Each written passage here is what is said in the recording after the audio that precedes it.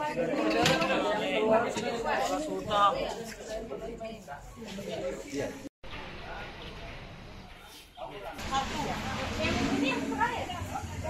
ini bapaknya ya?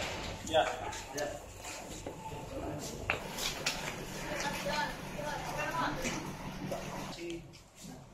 Dapat berjalan lebih cepat dikarenakan kondisi wilayah yang tenggelam masih belum untuk pelaku visual.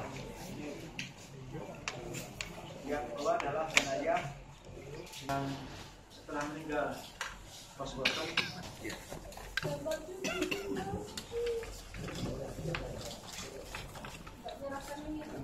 Satuan korban yang meninggal dunia atas nama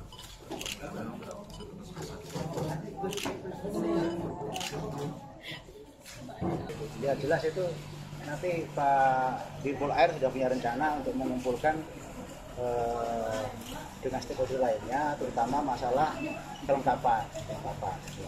Tapi sebetulnya kejadiannya itu bukan karena alat, tapi karena mereka ngelawan gelombang ya, menerjang gelombang sehingga kapal itu pecah.